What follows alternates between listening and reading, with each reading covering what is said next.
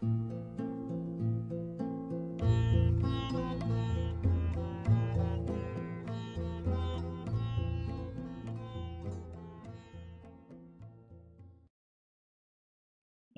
you know, my background was with Robert.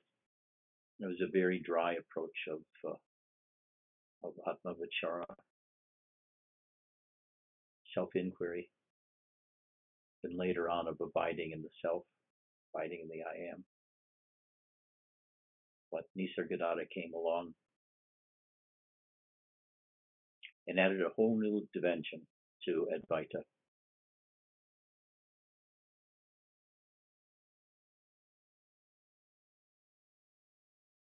While Robert and Ranjit, Nisargadatta's Dharma brother, are sort of dry,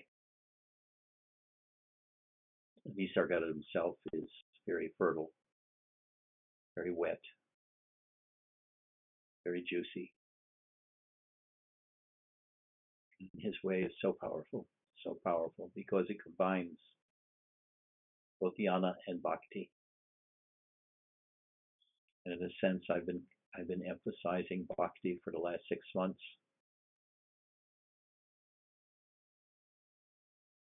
Part of that is allowing yourself to be enchanted by the music. Feel the power of the chanting. Feel it in your heart. Allow the energy of love to arise,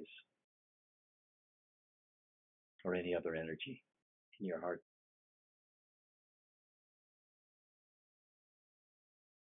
So can we start the chanting? Let the chanting take over you. Pretend you're not there anymore. Just listen to the music and let it take over you. Go deep, deep inside.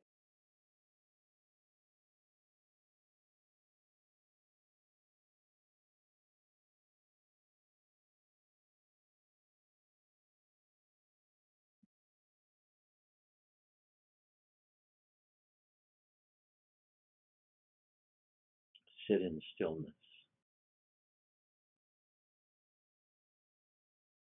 Feel the power of the emptiness that is you. There is the emptiness you can experience, the void, and the outer emptiness, the space that contains all objects. And your presence can spread throughout that space, the entire space of consciousness.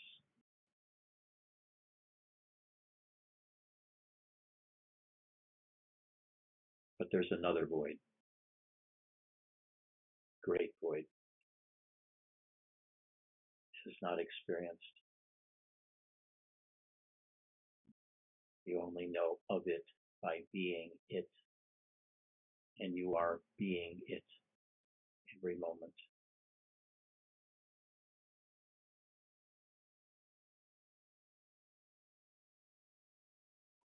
Spirituality is not a progression of states,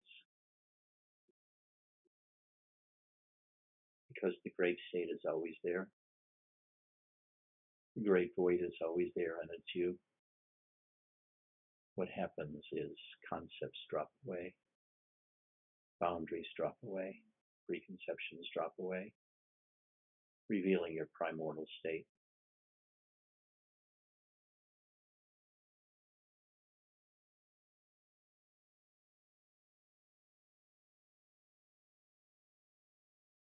You know, I came to you as a Jnani style teacher several years ago when I started the It Is Not Real site.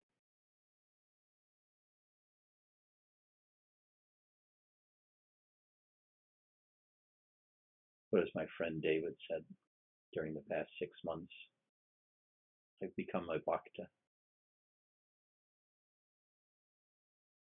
uniting knowing, knowledge with the power of love, the movement of Shakti.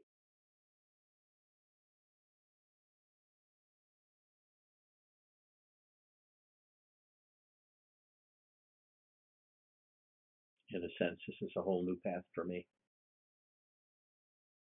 I'm taking you along with me. I want you to know it like I know it, as I know it. I've already been teaching you about the absolute all the time. I read Nisargadatta and talk about the great emptiness, the great void that is you.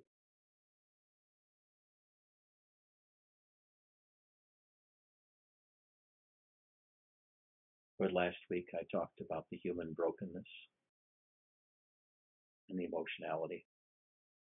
And by being broken, you're broken to the deepest levels of the personal and impersonal self, where it melts into the infinite, the transpersonal aspects of consciousness,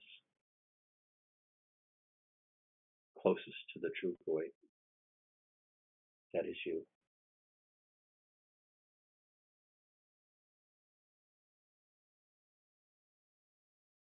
For the last 3 days, I've been sort of incommunicado because of the states I've been going through.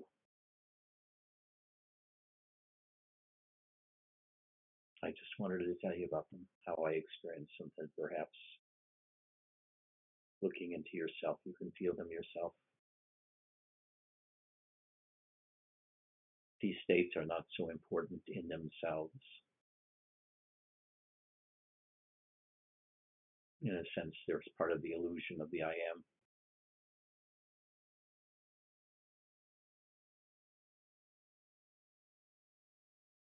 But so many teachers exalt these states,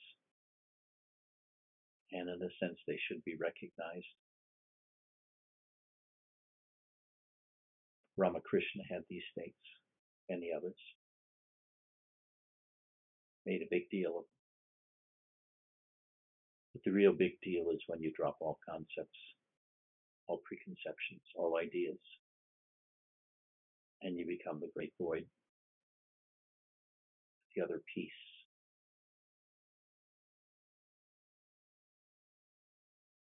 And recognize yourself as the totality of beingness and non-beingness.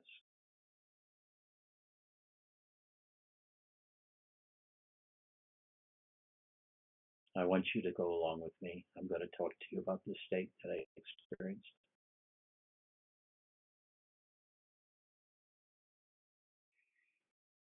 Normally, when I look inside myself, I feel the outer void. That is a sense of experiencing space, inner space, which extends into the outer space that contains all the objects in the world. And this space is utterly vast and contains everything. And my sense of presence, of being Ed, of being an entity, spreads throughout this inner space and outer space. And I become everything. I absorb all objects. All objects are in me.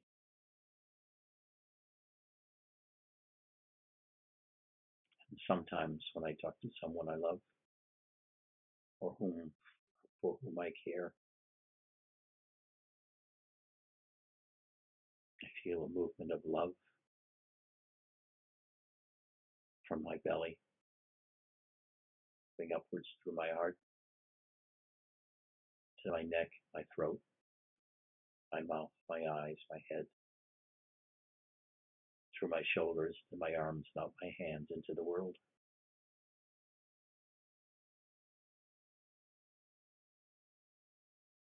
I first experienced it maybe 5 or 6 months ago.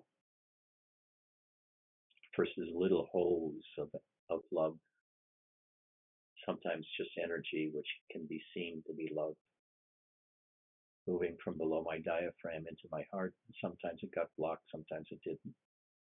But usually the blockage built up, and there was a pressure there, and there was some sensation of being stuffed in the heart, sometimes pain, a little blockage.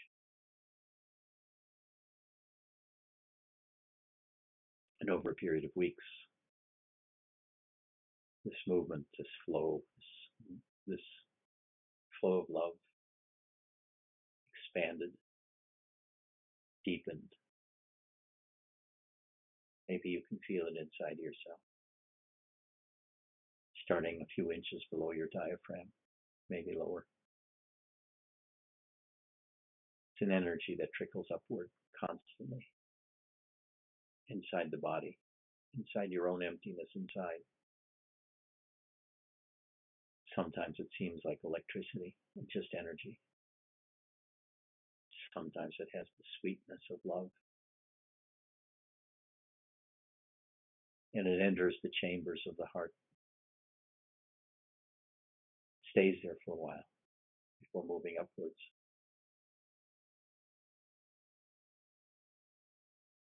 Eventually it does move upward into your mouth, your head. And sometimes it stays there and your brain gets hard. You can't think.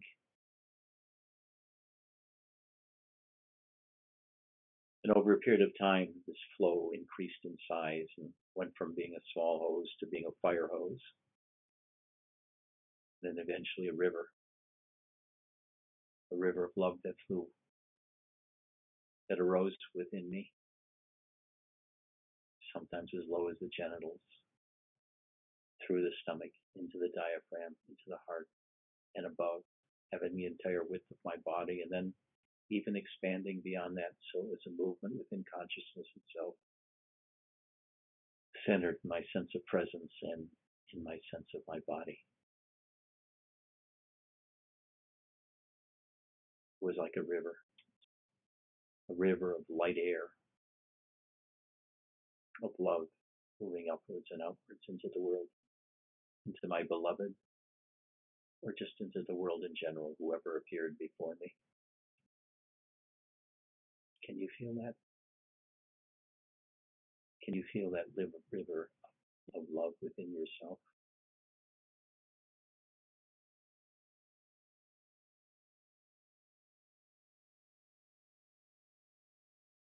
And over a period of months, that changed.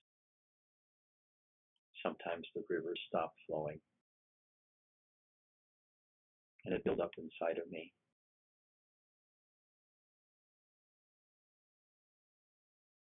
And by stopping and building, gradually turned into bliss, and then into ecstasy. Such sweet ecstasy. I didn't want to move. I didn't want to function. In fact, I couldn't. I didn't want to. All those medical records dropped away. No more medical records for Ed. God took me beyond that, into ecstasy, into bliss.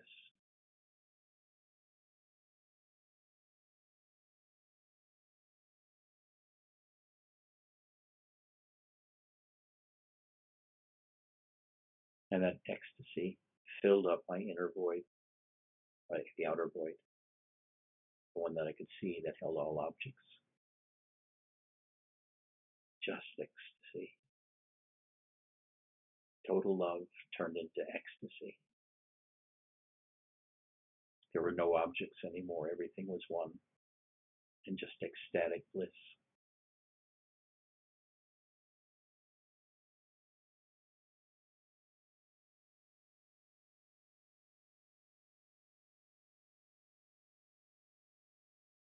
Gradually, the bliss and the ecstasy became lighter and sweeter.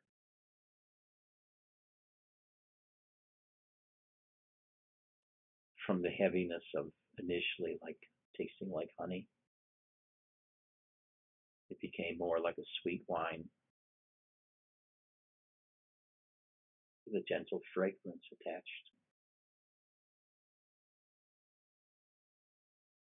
The bliss transformed, the love transformed, and became sweeter and gentler and lighter, more refined. I could tell there was a kind of purification process going on in my body and my sense of presence.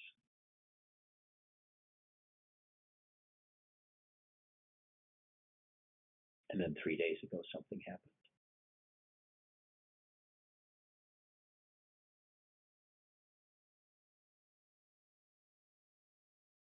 while I was talking to someone.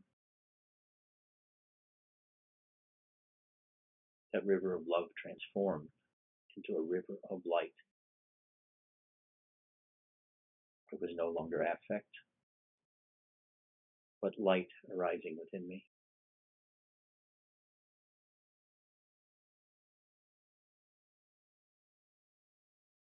And the ecstasy was there, a very heavy ecstasy that gripped my whole being. But instead of love, it was the light of consciousness that is normally there, that lights my inner space.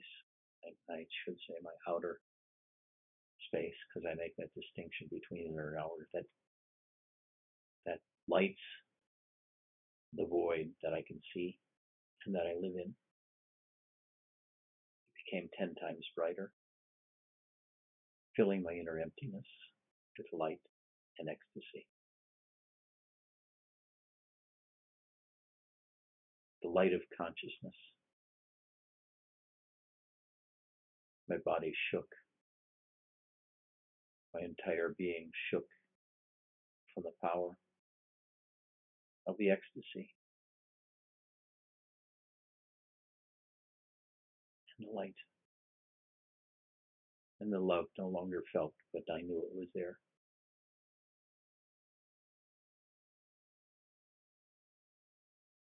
My whole body shook with the power and the process of purification. My entire beingness was unable to function.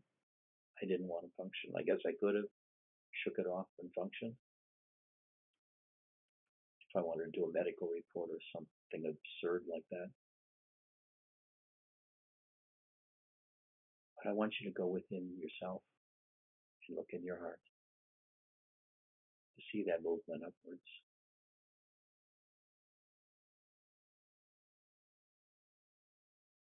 Is there a movement in your heart? A feeling of love for me or for someone else? Flowing upwards into your neck and your head. So strongly it stops the brain, makes it heavy. You no longer want to think.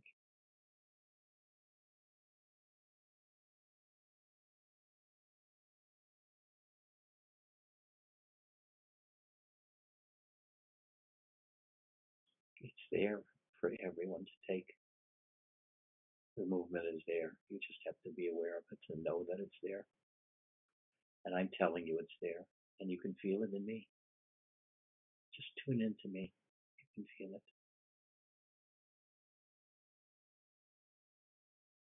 I'm giving it to you now.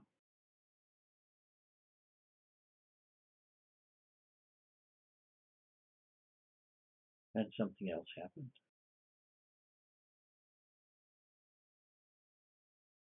It's something so classically out of Ramakrishna and the other bhaktas of the past. Saints. I saw a vision of Kali, goddess Kali. Light was coming out of her forehead, the third eye. Light was coming out of her mouth, out of her chest. She was beaming in light. The inner light was shining through her everywhere.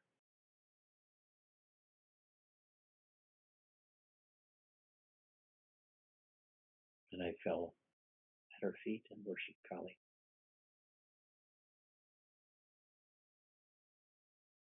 And I felt so happy. There is nothing to do anymore. Nothing to see. Nothing to see. Nothing to feel. Only my delicious Kali.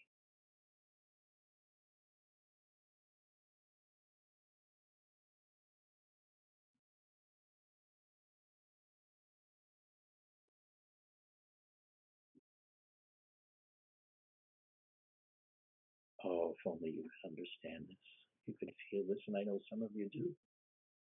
I know some of you do. I've talked to you. The rising of bliss and love, the transformation into light, the seeing Some of you see this. You see Rama. You see Krishna for the women. One even sees Nisargadatta's teacher. I forget how to pronounce his name. Bathed in light. And you fall down and worship the image that you've created in your own mind. It's a representation of your own love, your love for yourself. Because Kali and Krishna are no other than your beloved yourself. You're worshiping yourself. Worship Kali. You're worshiping yourself. You worship Rama. Or Krishna. The blue Krishna. Or the baby Krishna. Such subtlety, such sublimeness that we can feel.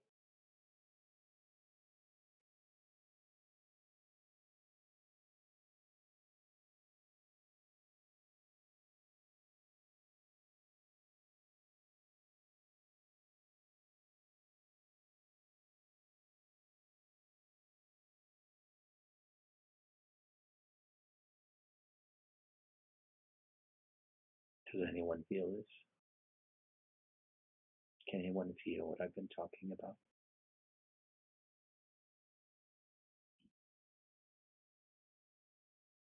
Do you feel the void?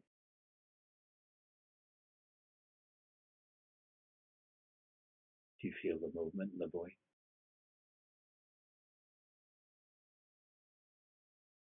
Do you feel your chakras electrified by the rising energy?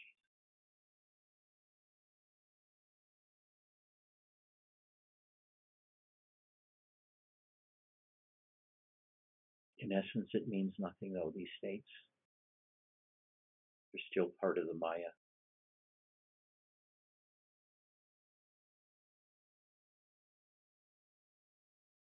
They're still part of the I am.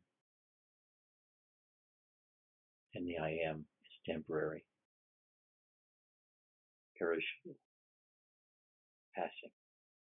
A limitation on you and your infinity.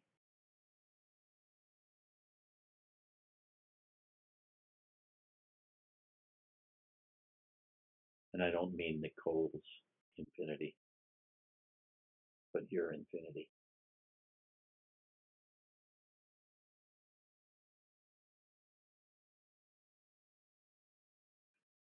When you look within and you see the infinity within you, is it dark or light?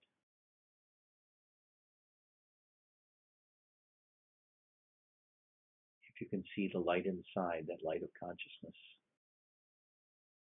it can become 1,000 times lighter, more bright, terrifyingly bright. But it takes you home. In a few minutes, I'll read from Nisargadatta that describes this exactly and shows you that these teachings that I'm teaching you now arise in Advaita, its mainline Advaita. It's nothing bizarre. Ed hasn't gone mad. The teachings are there, just not so much emphasized by Robert or Ranjit, Nisargadatta's Dharma brother, but very clearly so organized and stated by Nisargadatta himself. Implicit in his writings is this love, this juiciness.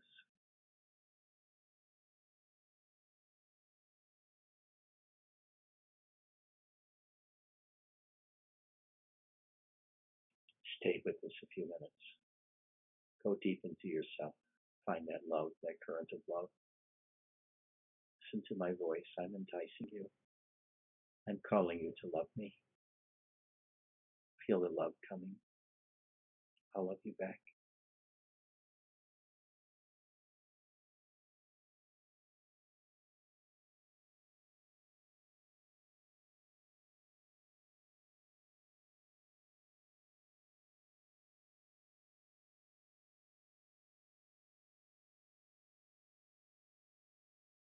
Can we have Jyoti say Jyoti now?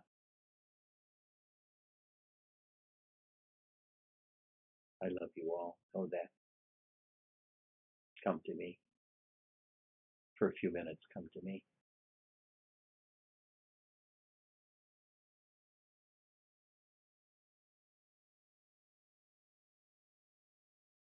Here she was calling both her external guru, Muktananda, and the internal guru, Sadguru, the deepest part of the self, saying, kindle my heart flame with thy flame. Kindle my heart in love and search for truth with thy love and thy truth. Kindle my heart's flame with thy flame. Sadhguru, kindle my heart's flame with thine. It's a begging. Please, God, awaken in my heart thy love, thy truth, so that I may be with you.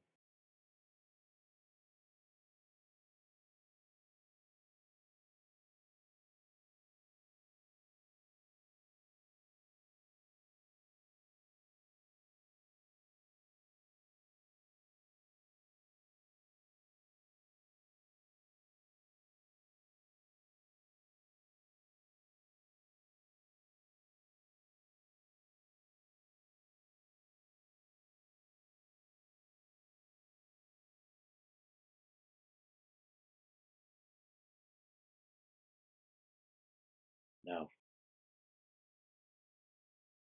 you know everybody uses Nisargadatta and points to him as an exemplar of whatever approach that they have. From the Neo-Advaitins quote him as one of their gurus, to the classical Advaitins.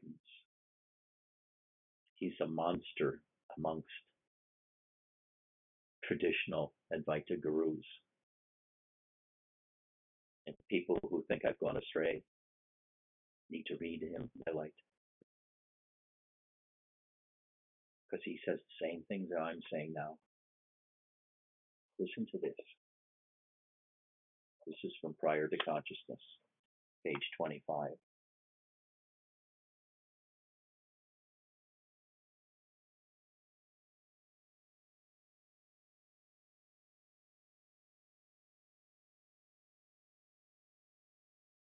Will there be no continuation of memories after death? Only if there's sugar cane or sugar will there be sweetness. If the body is not there, how can there be memories? The being itself is gone. How does one know what remains? There are now 20 people in this room.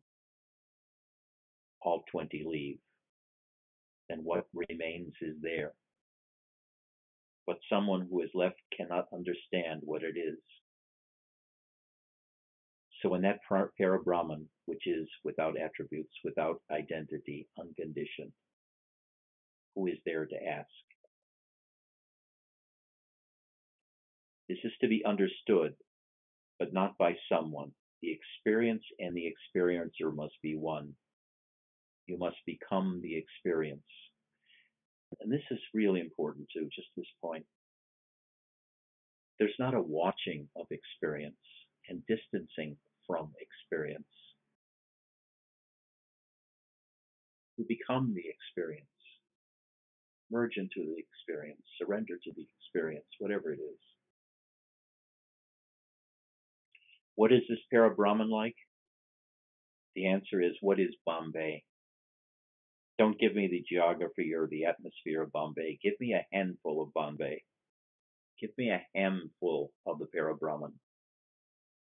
What is Bombay? It is impossible to say. Same with Parabrahman.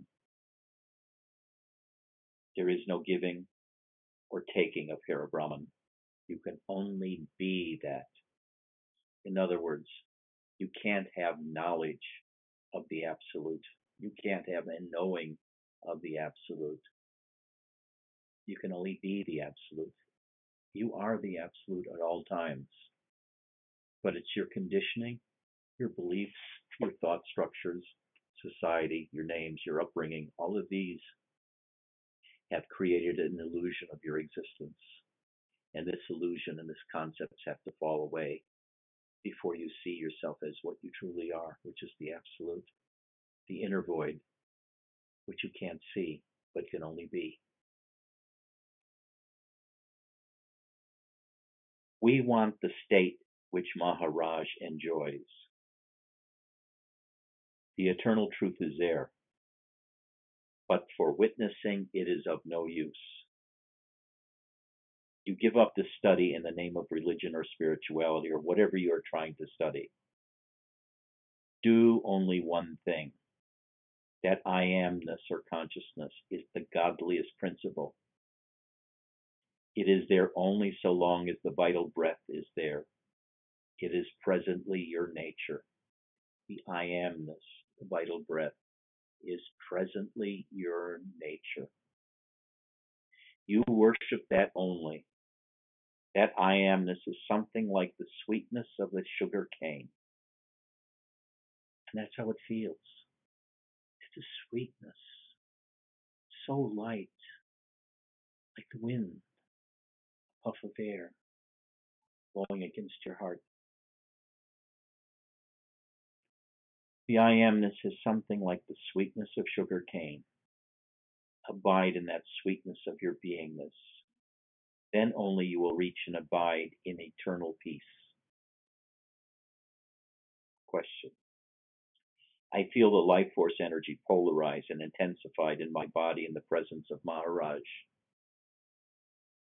In the practicing of meditation, the life force gets purified. And when it is purified, the light of the self shines forth. But the working principle is in the life force. When this purified life force and the light of Atman, of the self, merge, then the concept, the mind, the imagination, everything is taken away. The life force is the acting principle, and that which gives sentience to the person is the consciousness. So he's saying there's two things: life force, which is activity driving the body, the energy that keeps us alive, and consciousness, which gives us sentience, awareness of what is. This is what the tradition of Shiva and Shakti signifies, the questioner asks. This is what the tradition of Shiva and Shakti signifies, he is asked. Shiva means the consciousness, and Shakti is the life force. People go by varying names which have been given and forget this basic principle. In other words, you have a name: Joanne, Alan, Edgy, Shane, Joan. But you forget your basic principle, the life force and consciousness. You're not a body or consciousness. Merely sit in contemplation and let the consciousness unfold itself. What have you understood? Maharaj asks. The questioner says, the consciousness starts to get a greater sense of itself, and the prana and the body's energy become intensified and polarized. It seems to be part of the purification. Maharaj. When this consciousness and prana, the Shakti, the life force, merge, they tend to go and become steady in the Brahma Rudra.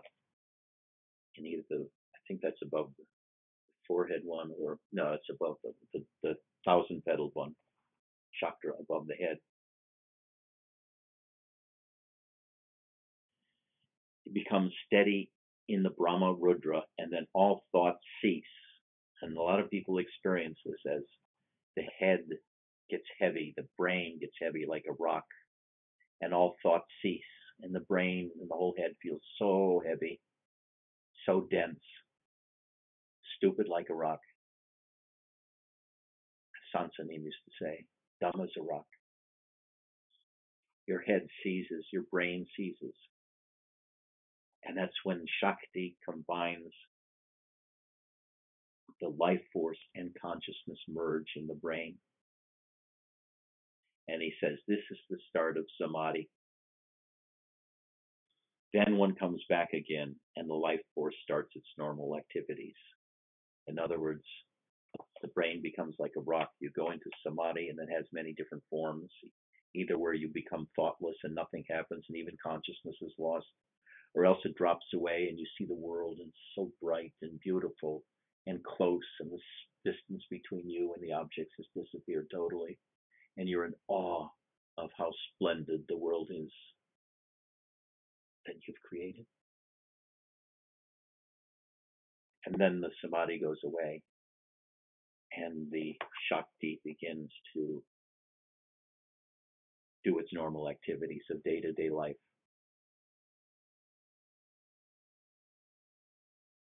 Maharaj, understand that it is not the individual which has consciousness.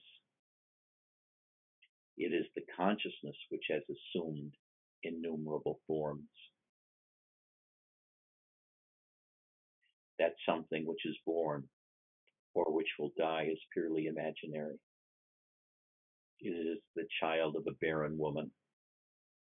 In the absence of the basic concept, I am, there is no thought, there is no consciousness. This is very, very important. He's saying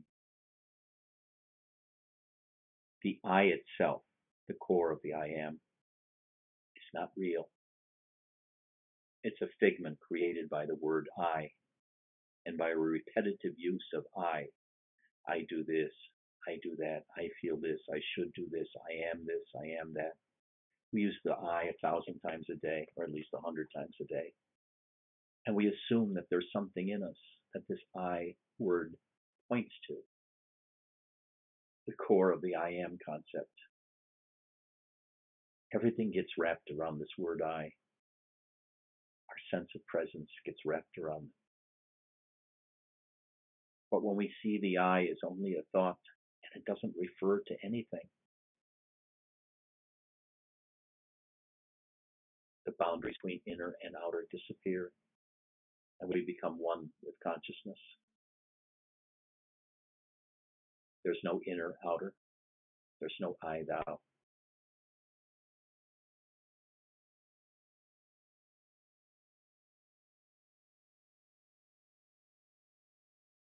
And even then, once the I disappears, the sense of presence can disappear too, because it's no longer limited to I.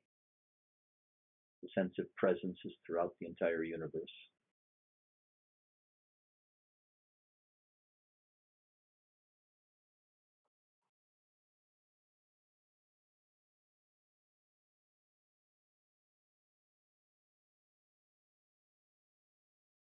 What is the self? If you want to expand the entire world, is the manifestation. At the same time, it is very tiny. The seed of beingness, like an atom, a pinprick of I amness. That is the very source of love. Such a potential is there, having provided that love. I'm getting so distracted. There's dogs barking outside and cats screwing around in the garage outside. It's very distracting. That is the very source of love. Such a potential is there. Having provided that love to the entire world, it remains in the seed I am. The leftover is that I am. That pinprick or touch of I amness is the quintessence of all essence. One must have firm abidance or faith in the words of the Guru. Here I do not repeat or imitate what people or other sages do. I'm not championing any religion. I have no pose or stance for anything. Not even that I am a man or a woman. The moment you accept any pose or stance, you have to take care of that by following certain disciplines and boundaries related to that pose. I abide in the self only. That self is entirely beyond the world. I do not believe that anybody did exist prior to me. When my beingness appeared, everything appeared. Prior to my beingness, nothing was. Originally, I am without any stigma, uncovered by anything. The Para-Atman, that core self, the highest self, its identity is without any stigma. It is subtler than space. Why are you dying? Understand the first moment when you understand what you are. Once you understand this, you are in the highest of the gods. You are the highest of the gods, the point at which everything arises. The source and the end is the same point. Once you understand that point, you are released from that point.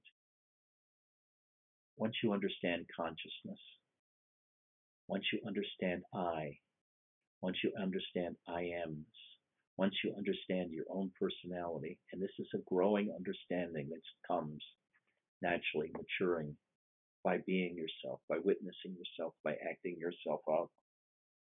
It's a natural process. Once you understand that point, the point of beingness, the, uh, the, the basic consciousness, the seed of consciousness, once you understand that point, you are released from that point. We're no longer bound by consciousness or the I am. You're free. Nobody tries to understand this happening of the I amness. I, the absolute, am not this I amness. He identifies with the mystery inside, the inner void of which we can know nothing and we can only be it. I, the absolute, am not this I amness. In meditation, your beingness should merge in itself, a non-dual state. Remain still. Do not struggle to come out of the mud of your concepts. You will only go deeper. Remain still. That's the bullshit for today.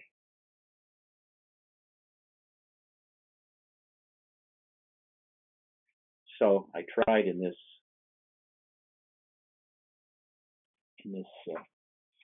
reading to show that what I'm teaching now is really not Robert anymore, but it's Advaita seen through the eyes of Nisargadatta and Ed Musica. It's not that I took it from him, but we think alike. Our experiences apparently are alike. If you read Self-Knowledge and Self-Realization by Nisargadatta, you can see that love in him every minute. He talks about the various stages he went through of seeing the Guru and loving the Guru, then becoming one with beingness, and then spotting his beloved, his absolute state. First, the I amness itself, which some of you still have a hard time feeling. And then when you fully understand the point of the I amness, it drops away. It just melts, disappears. All the concepts disappear. And you're left with that, the ultimate, no concepts. Just pureness, pure beingness, without any sense of I amness even. Completely resting in yourself, nowhere to go, nothing to do. This is where I want you to go. This is where I'm trying to take you, through this new way. The old Ed Musica way was pretty boring. 27 years of meditation on the self. This way is so fertile, so loving, so much energy is here. It almost forces you to progress. And there does seem to be a progression here, while there isn't so much of a progression in the boring way, or else it's so slow. But this is so palpable and rich, so fertile. Do you feel it?